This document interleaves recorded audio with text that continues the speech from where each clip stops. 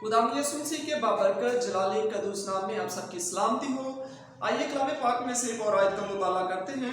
इंसान की किताब 12वां बाब और उसकी 18 आयत लिखा, बेतामल बोलने वाले की बातें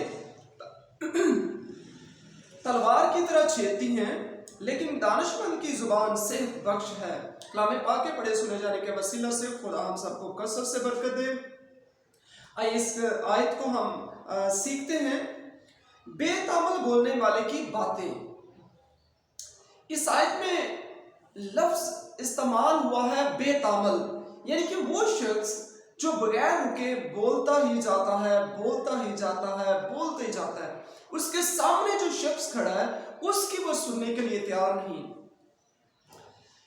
उस शख्स को जो बगैर रुके और बगैर किसी की सुने बोलता जाता है, बोलता जाता है, उसको कहते हैं बेतामल बोलने वाला।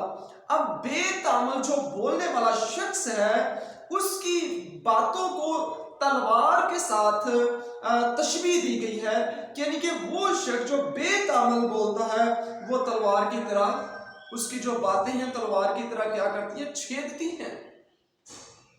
अब तलवार का क्या होता है, क्या काम होता है? तलवार अगर किसी के बदन पर लगती है तो वहां पर जख्म लगा देती है, उसमें से खून बहना शुरू हो जाता है, इंसान को पेन होता है, मुश्किल से गुजरना पड़ता है, और वो इतना शिद्दत के साथ होता है कि इंसान उस तकलीफ को बर्दाश्त नहीं कर सकता अगर किसी के तलवार लगे तो।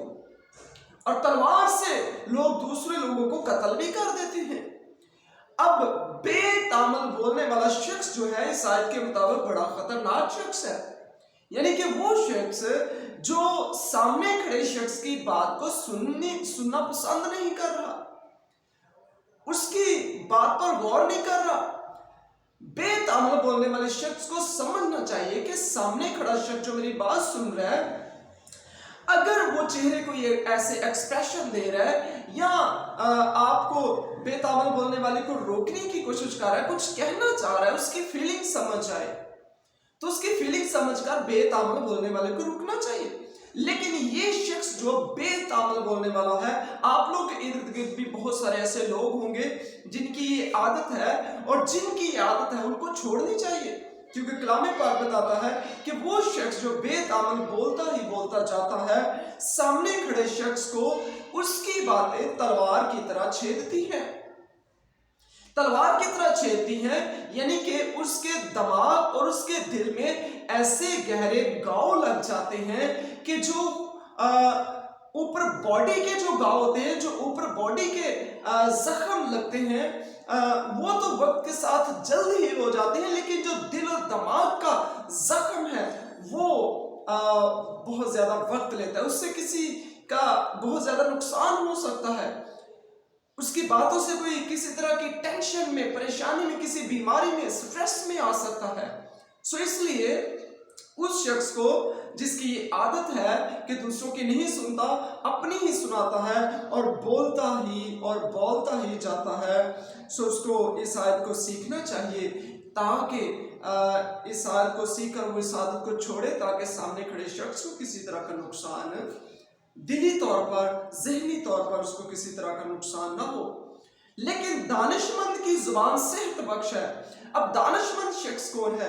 दानिशमंद वो शख्स है जो सामने खड़े हुए शख्स को बात करने का मौका देता है। अब दानिशमंद शख्स वो है जो कम बोलता है और अच्छा बोलता है, और समझदारी के साथ बोलता है, और अखलाक के साथ बोलता है। दानिशमंद की जुबान सेहत बख्श है। अब जो शख्स दानिशमंद है, यानी कि वो मौके की मुनासिबत से बोलेगा, कम बोलेगा और अच्छा बोलेगा। दानिशमंद उसको भी कलाम पाक कह रहा है कि जिसके बात करने से किसी को तकलीफ ना पहुंचे। दानिशमंद वो है जब वो बोलता है तो अगर कोई दुखी शख्स सामने खड़ा है तो दानिशमंद की बातों से उसका दुख चला जाता है। दानिशमंद वो है जब वो किसी बीमार पर दुआ करता है तो वो शिफा पाता है। दानिशमंद वो है जो किसी के दुख, दर्द, परेशानी में शरीक होकर उसकी मदद करता है। دانشمند وہ ہے جو بات کرتے ہوئے سوچتا ہے کہ میری بات کسی کے دل کو، کسی کی سوچ کو، خیال کو، کسی شخص کو نقصان تو نہیں پہنچائے گی۔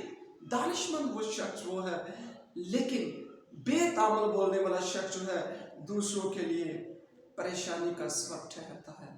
میرے عزیزوں، ہمیں ہمیشہ اپنی زبان کا استعمال کرتے ہوئے بڑی سنجیدگی، بڑی سمجھداری کے ساتھ، بڑے تحمل کے ساتھ، بڑی محبت کے ساتھ استعمال کرنا چاہیے، تاکہ سننے والا شخص جو ہے، جو ہماری زبان سے باتیں نکل رہی ہیں، سننے والا شخص ان سے برکت پائے اور اس کے دل کو ٹھیس نہ لگے، تکلیف نہ پہنچے، بلکہ صحت بخشنے کے لیے اس کی باتیں بڑی اچھی اور خوبصورت ہوں۔